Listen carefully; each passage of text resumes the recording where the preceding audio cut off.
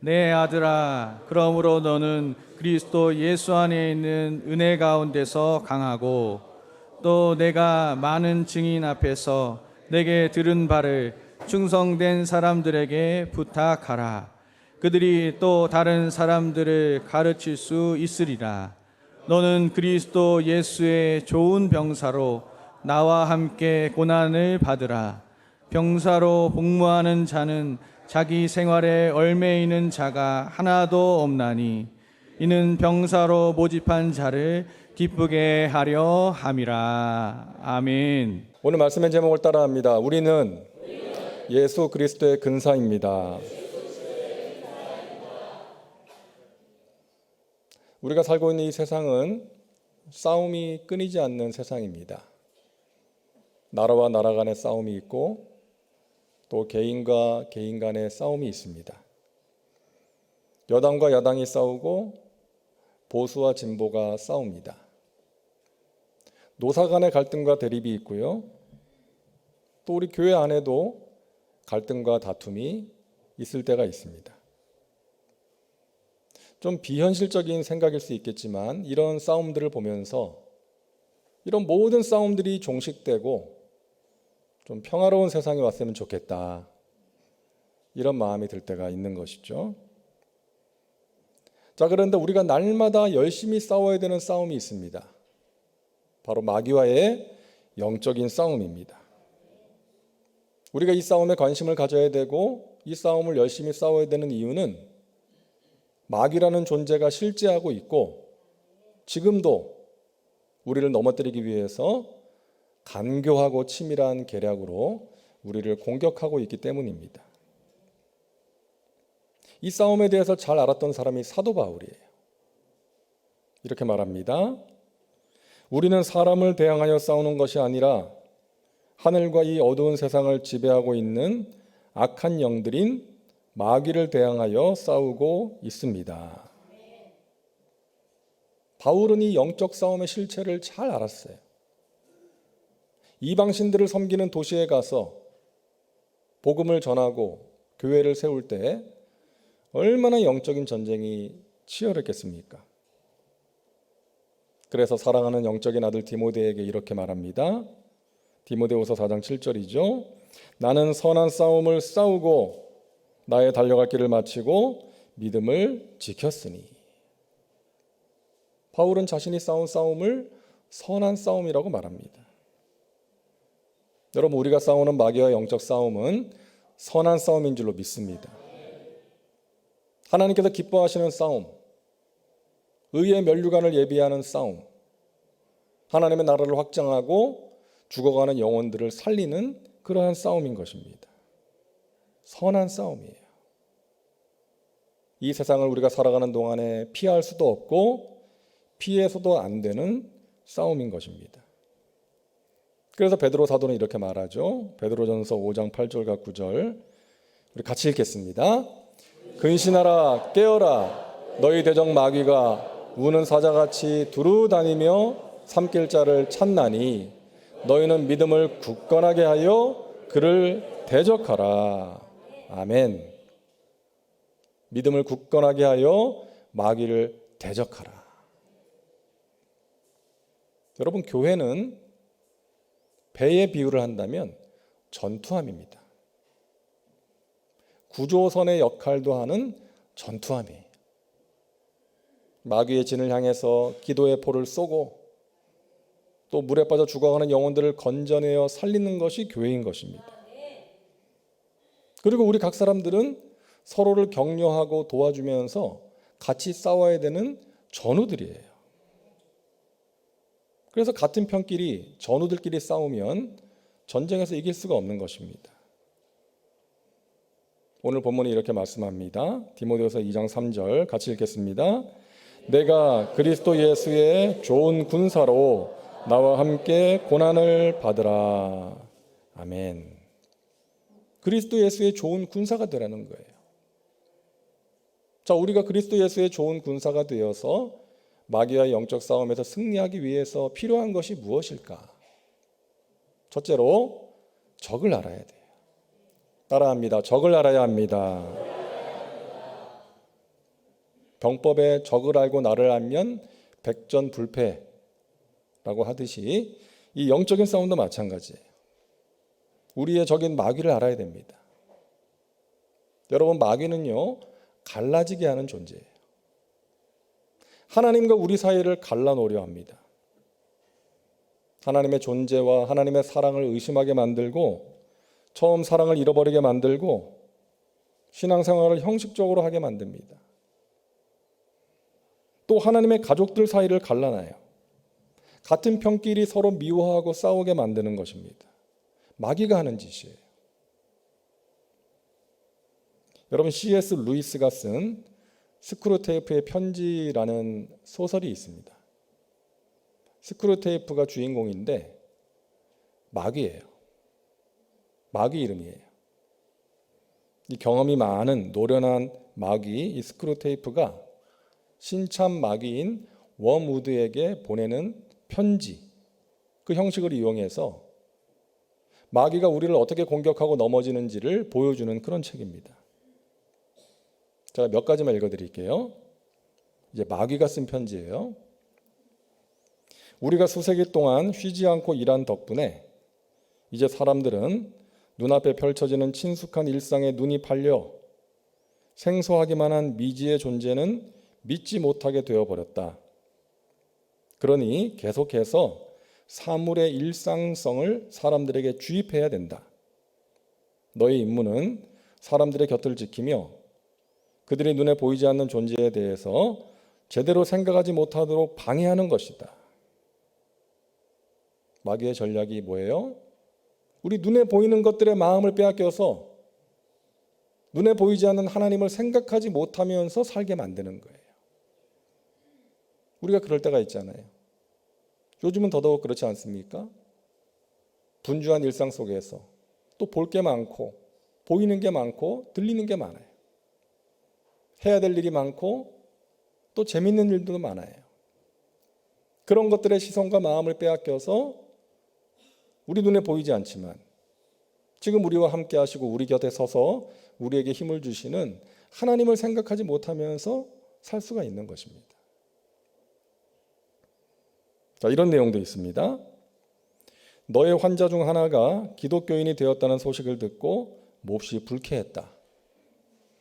하지만 최대한 상황을 호전시켜 보도록 노력해라. 아직 절망할 필요는 없다.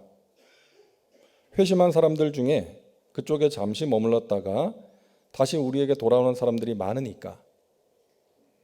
그들의 몸에 배어있는 습관들은 정신적으로나 육체적으로 아직은 우리에게 유리하지.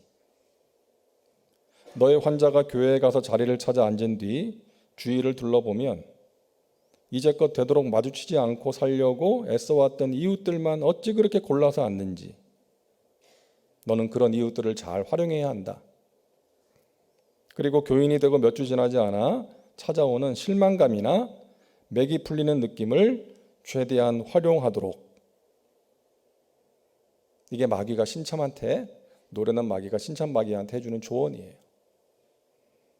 여러분, 우리가 벗어버리지 못한 옛 습관들, 그리고 껄끄러운 사람들, 그리고 신앙생활을 하면서 느끼게 되는 실망감, 이런 것들을 이용해서 하나님으로부터 멀어지게 만드는 것입니다. 그게 마귀의 전략이에요. 이런 내용도 있습니다. 원수가, 마귀에게 원수는 하나님이시겠죠?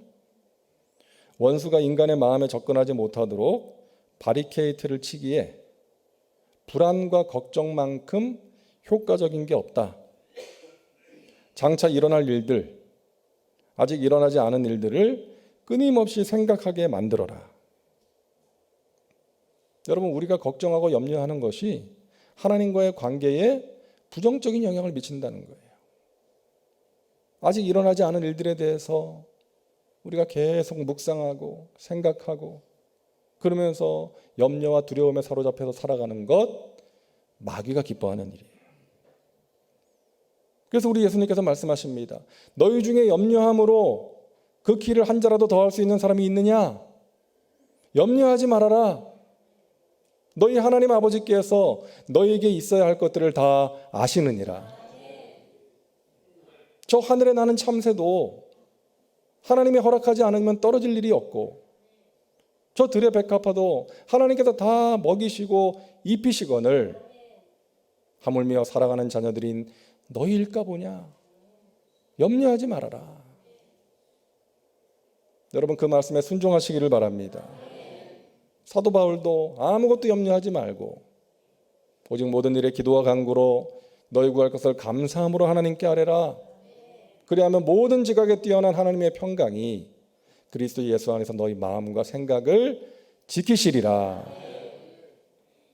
여러분, 마음에 염려가 찾아오고 불안해질 때 하나님 바라보고 기도하셔서 하나님이 주시는 평강을 누리게 되시기를 주님의 이름으로 축원합니다. 자, 하나만 더 읽어드릴게요. 너희 환자에게 만사의 중용을 지키라고 말해주어라. 종교는 지나치지 않아야 좋은 것이라고 믿게만 해놓으면 그의 영혼에 대해서는 마음 푹 놓아도 좋아. 중용을 지키는 종교란 우리에게는 무교나 마찬가지니까. 아니, 무교보다 더 즐겁지. 이게 무슨 말이에요? 적당히 신앙생활 하도록 만들라는 거예요. 여러분, 이런 내용들을 보니까요, 우리가 마귀에게 당할 때가 참 많다는 것을 알 수 있지 않습니까? 눈에 보이는 것들에 마음을 빼앗겨서 하나님 바라보지 못하고 하나님 생각하지 못하고 살 때가 있고요. 걱정과 두려움에 사로잡혀서 영적인 침체 가운데 거할 때가 있고요. 내 곁에 있는 사람을 미워할 때가 있고요. 신앙생활을 적당히 하고자 하는 유혹에 넘어갈 때가 있는 것입니다. 여러분, 마귀에게 당하는 거예요. 마귀는 우리의 생각을 통해서 역사합니다. 생각. 예수님께서 제자들에게 이제 앞으로 고난 받으실 것을 말씀하시니까 베드로가 뭐라 그래요? 주님, 아니 무슨 말씀하십니까? 그런 일이 절대로 일어나지 않을 것입니다. 그때 예수님 뭐라 그랬어요? 베드로를 향해서 사탄아 물러가라. 너가 하나님의 일을 생각하지 않고 도리어 사람의 일을 생각하는구나. 내가 고난받는 것이 하나님의 뜻이거늘 너는 그 하나님의 일을 생각하지 않고 사람의 일을 생각하는구나. 베드로가 가졌던 잘못된 생각을 책망하신 거예요. 가룟 유다가 예수님을 배반한 이유를 성경 요한복음 13장 2절에서는 이렇게 말씀합니다. 마귀가 벌써 시몬의 아들 가룟 유다의 마음에 예수를 팔려는 생각을 넣었더라. 그러니까 마귀가 집어넣은 생각 때문에 가룟 유다가 예수님을 배반했다는 거예요. 여러분, 그래서 우리는 생각을 잘 지켜야 될 줄로 믿습니다. 우리의 생각을 잘 지켜야 돼요. 누군가를 미워하는 생각, 음란한 생각, 부정적인 생각, 이런 것들을 버리고 우리 주님이 주시는 영적인 생각, 긍정적인 생각, 창조적인 생각, 깨끗한 생각을 가지고 살아가시기를 바랍니다. 마귀가 우리의 생각에 더러운 것들, 부정적인 것들을 집어넣으려고 할 때에 여러분, 성령 충만하심으로 물리치고 하나님 기뻐하시는 거룩한 생각을 가지고 살아가시기를 주님의 이름으로 축복합니다. 마귀는 우리의 약한 부분을 귀신같이 압니다. 정확히 알아요. 그 부분을 공격해요. 어떤 사람은 물질에 약합니다. 어떤 사람은 명예에 약하고, 어떤 사람은 성적인 유혹에 쉽게 넘어갑니다. 인간관계를 힘들어하고, 또 말 실수가 많은 사람이 있고요. 또 성격이 급해서 넘어지고 실수하는 사람이 있다는 것이죠. 마귀는 그런 부분을, 그런 약한 부분을 정확히 알고 공격해요. 그것을 이용해서 넘어지게 만들고 관계를 깨뜨리고 하나님의 공동체를 힘들게 만드는 것입니다. 이스라엘 백성들이 출애굽한 뒤에 광야에서 치룬 첫 번째 전쟁이 아말렉과의 전쟁이었잖아요. 근데 신명기 25장을 보면 그 전쟁에 대해서 이렇게 말합니다. 너희는 애굽에서 나오는 길에 아말렉이 내게 행한 일을 기억하라. 곧 그들이 너를 길에서 만나 내가 피곤할 때에 내 뒤에 떨어진 약한 자들을 쳤고. 자, 아말렉이 이스라엘을 공격할 때 어떤 사람을 쳤다고요? 피곤해서 뒤에 처진 사람을 쳤다는 거예요. 여러분, 우리가 영적인 피로감을 느끼면서 뒤로 처질 때가 있어요. 원망과 불평이 마음에 생기면서 하나님께 나아가는 우리의 발걸음이 무거워질 때가 있습니다. 그때 마귀는 우리를 공격하는 거예요. 여러분, 이런 마귀의 공격에 당하지 않기 위해서 영적으로 강한 주님의 군사들 되시기를 바랍니다. 그래서 우리에게 훈련이 필요한 거예요. 따라하세요. 훈련이 필요합니다. 여러분, 군인은 훈련을 통해서 군인다워져요. 훈련이 없으면 강한 군사가 될 수 없습니다. 조금만 힘든 장애물을 만나도 두려워하고 낙심하고 포기하는 거예요. 하지만 훈련을 받으면 영적으로 강해집니다. 어려운 일을 만날 때, 마귀가 공격할 때 어떻게 대처해야 되는지, 어떻게 이겨낼 수 있는지를 알게 되는 거예요. 하나님께서는 자녀된 우리가 고난 속에서 힘들어하는 것을 기뻐하지 않으십니다. 하지만 때로는 그 고난을 우리에게 허용하시고 사용하십니다. 훈련 과정으로 사용하시는 거예요. 물을 건너고 불을 통과하면서 우리 안에 있던 불순물이 제거되고 영적으로 강한 군사가 되는 것입니다. 여러분, 모세를 보세요. 모세는 40년 동안 애굽의 왕궁에서 최고 수준의 교육을 받았습니다. 모세는 많은 지식을 가졌고 체력적으로도 강한 사람이 됐어요. 하지만 영적인 싸움에서 이기는 법은 배우지 못했습니다. 그래서 모세는 자기가 가진 힘으로 사람 한 명 때려 죽이고 미디안의 광야로 도망을 갑니다. 하나님께서 그 광야를 통해서 훈련시키신 거예요. 어떤 훈련? 성품 훈련. 성품 훈련을 시키신 거예요. 모세는 높은 사람이었고 강한 사람이었고 잘난 사람이었습니다. 그럼 모세가 처가살이 하면서 장인의 양을 치면서 어떤 생각했겠어요? 나는 그렇게 잘난 사람이 아니구나. 강한 사람이 아니구나. 나는 연약한 사람이구나. 깨어지고 낮아진 거예요. 민수기 12장 3절입니다. 이 사람 모세는 온유함이 지면의 모든 사람보다 더하더라. 할렐루야. 여러분, 욱해가지고 사람 때려 죽였던 모세가 세상에서 가장 온유한 사람이 되었다는 거예요. 지도자에게 꼭 필요한 성품을 갖게 된 것입니다. 여러분, 기억하십시오. 리더는 온유해야 됩니다. 리더가 온유하지 않으면 그 공동체가 시끄러워져요. 구성원들이 상처를 받습니다. 우리 교회 모든 리더들이 온유한 사람 되시기를 바랍니다. 여러분, 온유함은 나약함이 아니에요. 힘이 없는 게 아니에요. 힘이 있는데 하나님에 의해서 통제가 되는 것입니다. 폭발하지 않고 하나님에 의해서 다스려지는 힘이 온유함이에요.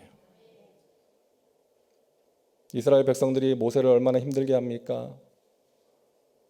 애굽으로 돌아가자고 얼마나 말했어요. 목이 말라요. 배가 고파요. 만나가 지겨워요. 이 광야 생활 언제까지 해야 돼요? 그리고 모세를 대적하기도 했어요. 금송아지를 만들어서 경배하기도 했습니다. 그래서 하나님께서 진노하셔가지고 다 멸하시겠다고 하시니까 모세가 그런 하나님을 말리잖아요. 하나님, 그러시면 안 됩니다. 사람들이 뭐라고 하겠습니까? 하나님의 영광이 땅에 떨어질 것입니다. 여러분, 모세에게 힘이 있었습니다.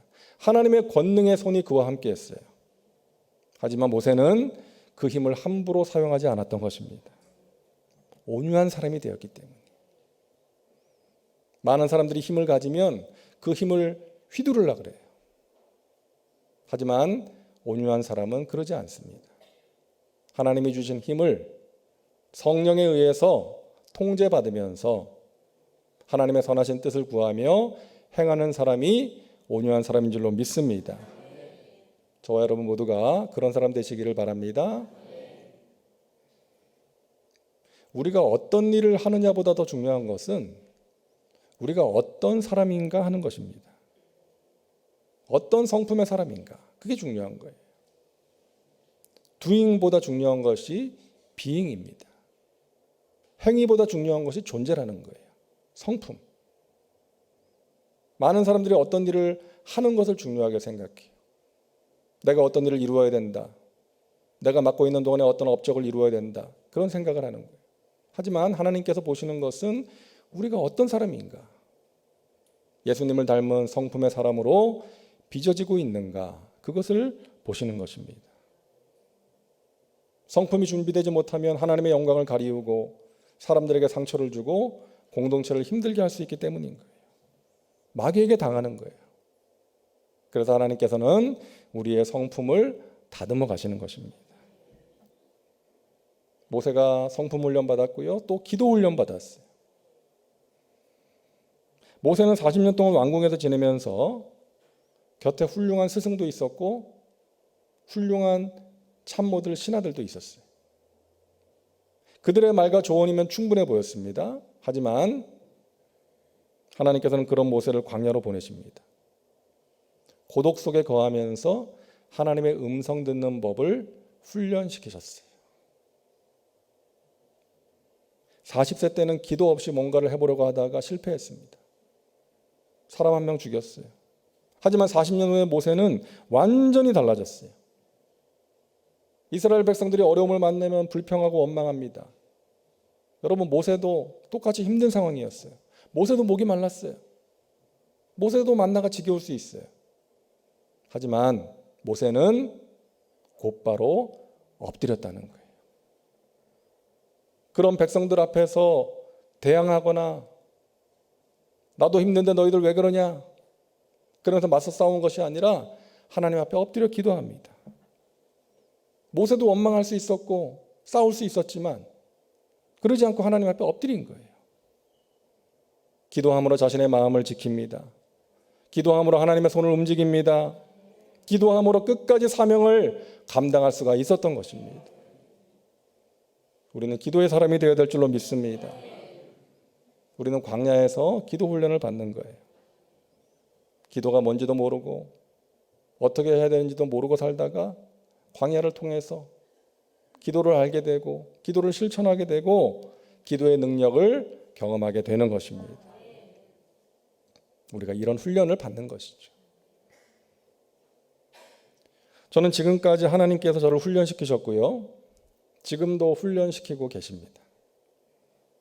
근데 때로는 그 훈련이 힘들 때가 있어요. 하나님께 투정 아닌 투정을 할 때가 있습니다. 하나님, 좀 편하게 살면 안 될까요? 하나님, 이런 영적인 긴장감이나 마음고생 없이 좀 편안하게 인생을 즐길 수는 없는 것입니까? 하고 여쭤본 적이 있어요.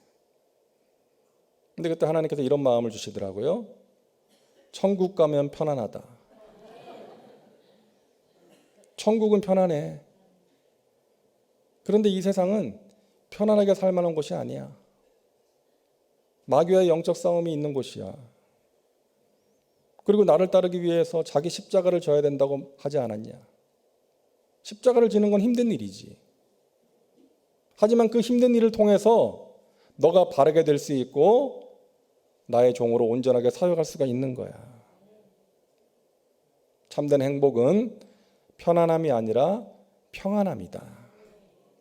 내가 너에게 주는 평안을 구하면서 살아라. 이런 마음을 주시더라고요. 우리 하나님 말씀이 100번 지당하시죠? 그 하나님의 훈련이 있었기 때문에 제가 부족하지만 이만큼이나마 될 수 있지 않았을까. 그래서 훈련이라는 것이 당시에는 힘들지만 돌이켜보면 감사한 거예요. 하나님의 훈련입니다. 광야 학교입니다. 그것이 우리로 하여금 바른 존재가 되게 만들고 삶의 의미와 방향을 가르쳐 주는 거예요.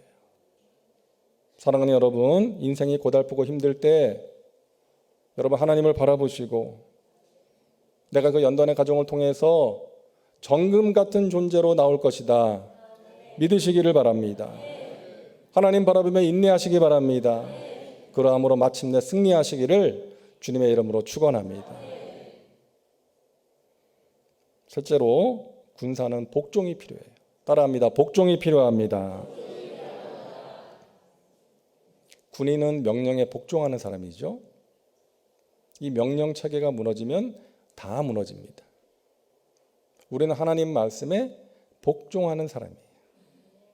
그리스도 예수의 군사가 그런 의미입니다. 그래야 영적 싸움에서 이길 수가 있습니다. 이스라엘 백성들이 여리고성을 함락할 때는 하나님의 말씀을 듣고 그대로 했을 때 승리했어요. 근데 아이성 전투 때는 하나님 말씀을 들을 필요가 없다라고 생각합니다. 자신들의 힘과 전략만으로 조그만 성이니까 함락할 수 있다고 생각한 거예요. 하지만 그 결과는 참패였습니다. 여러분, 하나님의 군사는, 예수 그리스도의 군사는 하나님 말씀을 들어야 돼요. 그 말씀 그대로 행할 때 하나님이 주시는 승리를 체험할 수가 있는 것입니다. 우리가 하나님을 믿는다는 것은 하나님의 말씀을 믿는 거예요. 우리가 어떤 사람 누군가를 믿는다 그러면 그 사람의 말을 믿는 거잖아요. 그 사람이 하는 말은 믿을 만해. 그 사람은 거짓말 안 해. 그게 그 사람을 믿는 거죠. 우리가 하나님을 믿는 것도 하나님의 말씀을 믿는 거예요. 하나님의 말씀은 참이야. 하나님 말씀대로 살면 잘못될 리가 없어. 그러면서 하나님 말씀을 따라가는 거예요. 그러기 위해서 성령님을 인정하고 환영하고 모셔드리고 의지하며 살아가는 거예요. 그것이 믿음인 것입니다.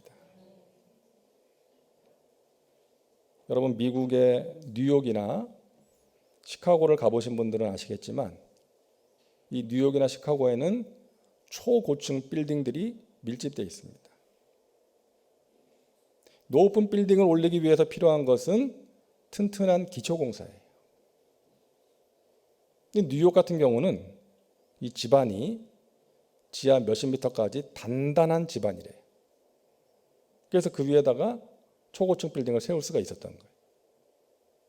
근데 시카고는요, 초콜릿 머드라고 부르는 아주 무른 지반이래요. 근데 그 위에다가 어떻게 초고층 빌딩을 세울 수 있었는가? 땅속에 깊이 쇠 기둥을 박는 그 철골 구조공법을 통해서 높은 빌딩을 올릴 수가 있었다는 것입니다.